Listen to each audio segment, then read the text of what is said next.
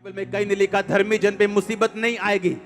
लिखा धर्मी जन अपनी मुसीबतों से छुड़ाया जाएगा। लिखा धर्मी विपत्ति में पड़ेगा लेकिन परमेश्वर उस धर्मी को एक एक विपत्ति से छुड़ाएगा।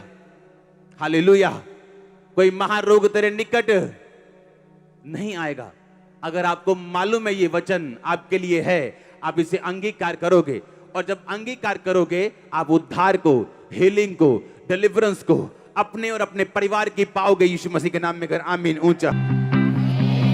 पर अगर आपको वचनों का मालूम नहीं, आप बेचारे क्रिश्चियन की तरह हो। शैतान जैसे कभी भी हिट मार सकता है, कभी भी उसके साथ गेम खेल सकता है, लेकिन आपको अगर वचन की नॉलेज है, आपको मालूम है कि तेरे निकट 1000 तेरी दाहिनी और 10,000 गिरेंगे। वो रसौली जो तेरे निकट 1000 को मार दिया, वो कैंसर तेरे निकट जो 10,000 को मार दिया, वो तेरे को मार ना पाएगी, परमेश्वर का आत्मा कहते हैं। वो तेरे को मार ना पाएगी, परमेश्वर का आत्मा कहते हैं। उसमें लिखा परंतु तू अपनी आंखों से दृष्टि करेगा और दुष्टों के अंत को देखेगा। हे यहोवा, तू मेरा शरण स्थान ठहरे। तूने जो परम प्रधान को अपना धाम मान लिया है, इसलिए कोई विपत्ति तुझ पर ना पड़ेगी, ना कोई दुख तेरे डेरे के निकट आएगा, क्योंकि वह अपने दूतों को तेरे निमित्त आज्ञा देगा कि जहां कहीं तू जाए वो तेरी रक्षा करे। आपको दूतों का मतलब समझ होना चाहिए। हमें लगता है स्वर्गदूत, लेकिन इब्रानी भाषा का जब हम 4397वां शब्द पढ़ते हैं, स्वर्गदूत का मतलब है मलाक। मलाक का मतलब है ए मैसेंजर ऑफ गॉड। वो एंजल हो सकता है, स्वर्गदूत हो सकता है, प्रोफेट हो सकता है, प्रीस्ट हो सकता है, एक टीचर हो सकता है।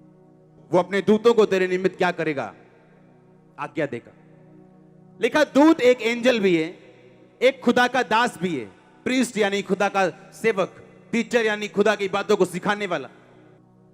परमेश्वर ने कहा मैं तेरे निमित्त दूतों को, एंजल्स को, प्रोफेट्स को, प्रीस्ट को मैं आज्ञा दूंगा। मैं तेरे ऊपर पास्टर्स ठहराऊंगा, मैं तेरे ऊपर एंजल्स भी, तो स्वर्गदूत भी दूंगा, लेकिन मैं तुझे खुदा के दास भी दूंगा ताकि तू बरकत पा सके और तू हिले ना।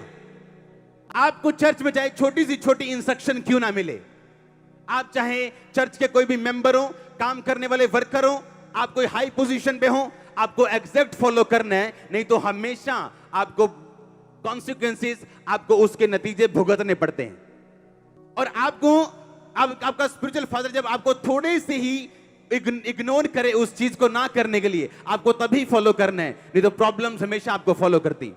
परमेश्वर ने कहा मैं तेरे ऊपर मैनेजमेंट ठहराऊंगा, मैं तेरे ऊपर लोग ठहराऊंगा, मैं तेरे ऊपर दास ठहराऊंगा और दूत दूंगा। तूने सिर्फ उनकी बातों को फॉलो करना है, आशीष अपने आप आएगी। जब आप फॉलो करते हैं सिस्टम को, आप बरकत पाते हैं।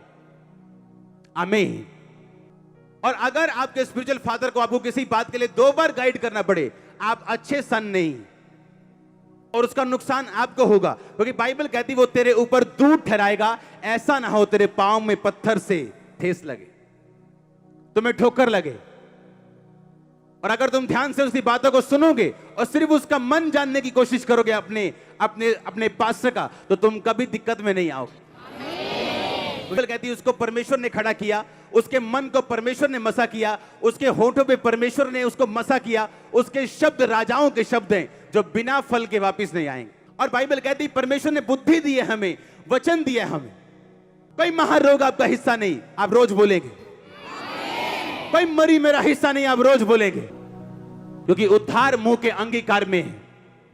आपके मोहल्ले में 10 को बीमारी हो गई, आपको वही सिम्टम्स हैं और आपको मालूम है मुझे भी वही बीमारी हो रही। आपके मुंह से जब निकलेगा कोई महारोग मेरा हिस्सा नहीं, कोई मरी मेरा हिस्सा नहीं, मेरे दाहिनी और 10,000 इधर 1000 गिरेंगे, परंतु वो मेरे पास ना आएगा। और आप मॉर्निंग देखेंगे डॉक्टर के पास जाके, जब आपका डॉक्टर बोलेगा कि नहीं आपको सिम्टम तो सारे काला पीलिया के हैं, पर आपको काला पीलिया है नहीं, ये सिंपल सा कुछ प्रॉब्लम है, खत्म हो जाएगा, 2 दिन रेस्ट करो।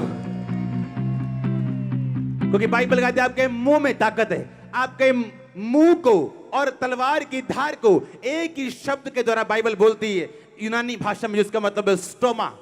स्टोमा का मतलब धार। आपका मुंह एक तलवार की धार की तरह है, जो बीमारियां काट सकता है, गरीबी काट सकता है, सिचुएशंस को काट सकता है, अगर आप उसे सही तरीके से इस्तेमाल करें तो। हालेलुया।